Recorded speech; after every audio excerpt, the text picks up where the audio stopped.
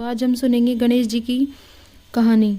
गणेश जी की बुढ़िया से खीर खाने की कथा। एक बार भगवान गणेश बाल रूप से चुटकी भर चावल और चम्मच में दूध लेकर पृथ्वी लोक में निकले। वे सबको अपनी खीर बनाने को कहते जा रहे थे, पर सबने उनकी बात को अनदेखा किया। इसी दौरान एक गरीब बुढ़िया ने उनकी खीर बनाना स्वीकार कर एक भगोना चूल्हे पर चढ़ा दिया। इस पर गणेश जी ने घर का सबसे बड़ा बर्तन चूल्हे पर चढ़ाने को कहा।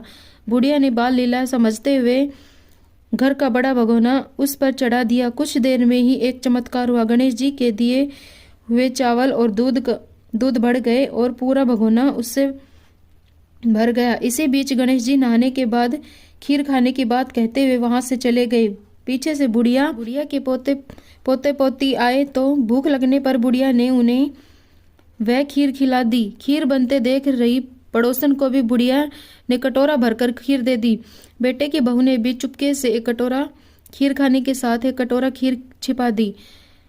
आजा रे गणेशिया, खीर खा ले। इसके बाद भूख लगी तो बुढ़िया ने भी खाने के लिए खीर हाथ में ले ली और बोली, आजा रे गणेशिया, खीर खा ले। तभी गणेश जी वहां पहुंच गए और बोले कि मैंने तो खीर पहले ही खा ली।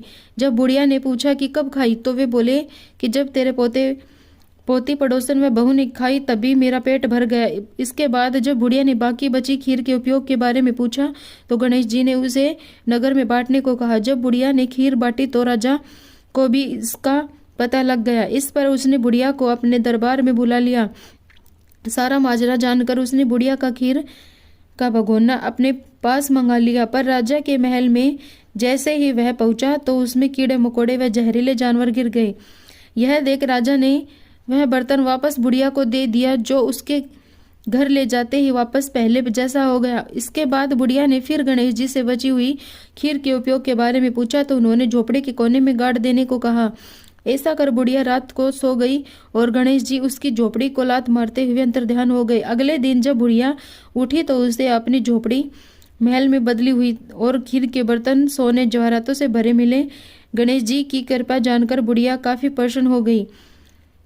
हे गणेश जी महाराज, आपने जैसा फल बुढ़िया को दिया वैसा सबको देना। कथा कहने वाले व हुकार भरने वाले और आसपास के सुनने वाले सबके भंडार भरे रखना।